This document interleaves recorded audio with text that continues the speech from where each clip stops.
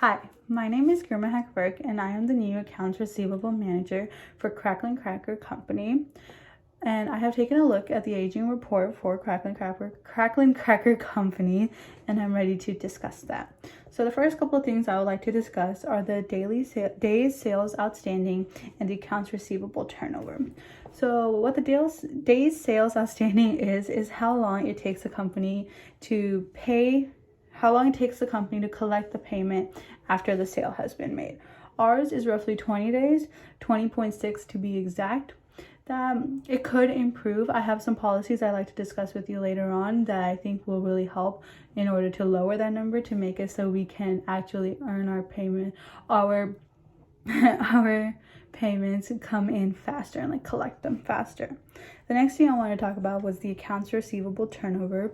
That kind of shows how effective a company is in collecting the money that is owed to them by the clients. So a high accounts receivable turnover number shows that a company is really good at collecting the payments, they're outstanding, like they're good to go. But a low number suggests that they have bad credit policies, which means it takes them a little bit longer to be able to get their customers to pay their dues essentially. Ours is 14.9. It's not too great, it's not too bad, it's kind of right in the middle. But again, I have some ideas in which I think we'll be able to improve that score. So our goal right now is to lower the days sales outstanding number and increase the accounts receivable turnover. So I thought of a couple of ways that we could change our policy, or actually create new policies to be able to accomplish those goals. So the first thing I think we should do is create a 2-month due date after the sale has been made. So looking at our aging report, the majority of our customers get their payments paid within a month, some extend to 2, and then very few of them, if really, extended past 3, 4, 5, and so on. But this will not only be okay for the existing customers who happen to pay it within a reasonable time frame, but it will also help the others who tend to push it off, and it will encourage them to get their payments in on time and just keep them in check, And so this corresponds with the trade credit, which is when a customer can purchase goods without paying up front, which is what our company is which this section of our company is all about. They get the products, but they don't have to pay as soon as they get the shipment. They can pay within 2 or 3 months after, maybe within that time they have sold the crackers, and then they have the money to be able to pay us back for the supply. So if a company is unable to make their payments within those first 2 months, then I have 2 ideas. Either we can put a flat fine.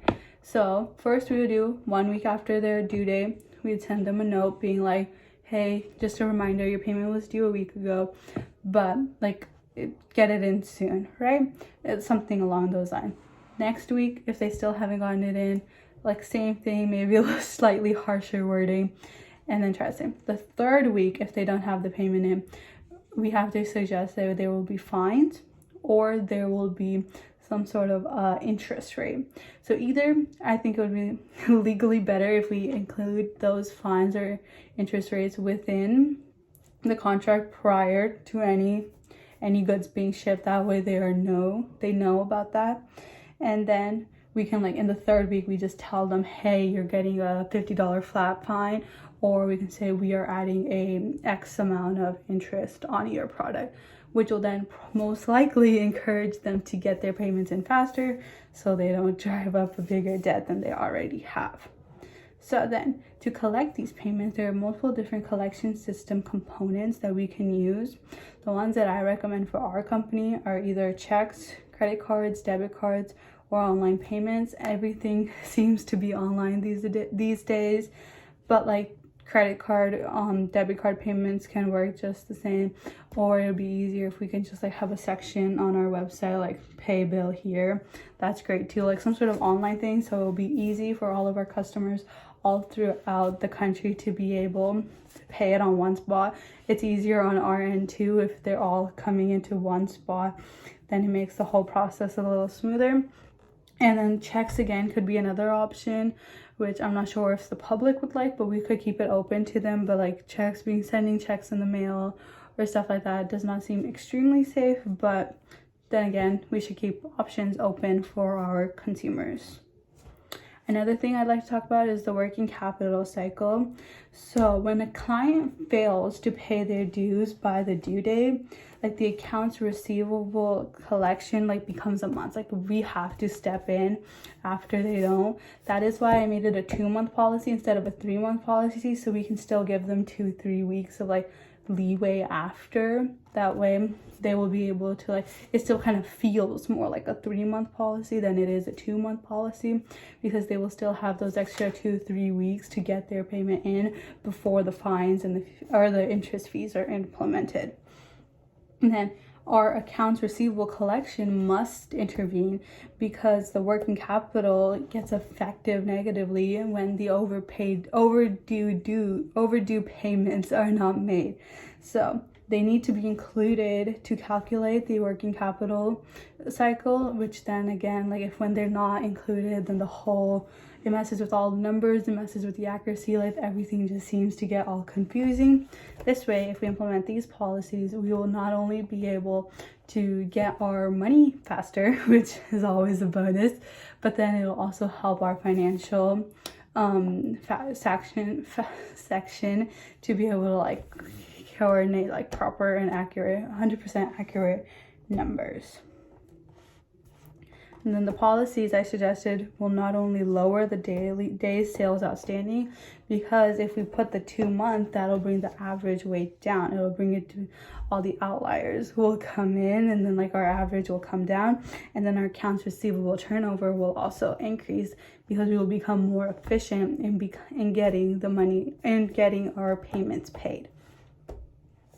So the accounts do get harder, more difficult to pay as they become older. So let's just talk about company X, for example.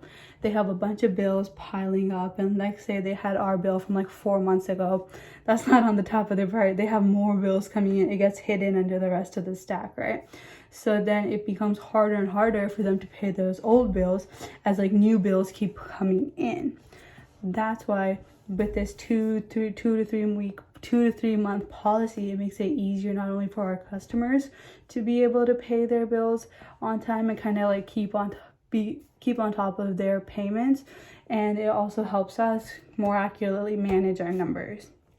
And then we do not bill, like a company should not bill until the goods have been shipped, because that's just like A, good customer service, and then B, like helps the consumers. Like I said before, like if they need to sell the product before they can pay for the product, like that makes sense. And then with this trade credit, it makes it easy for them to be able to do that whole process of getting the goods, then selling it, and then paying for the goods with the profit with the sale that they made. So all in all, I think that we have a good strategy to be able to, again, lower the day sales outstanding and increase the accounts receivable turnover. Please let me know what you think, and thank you for your time.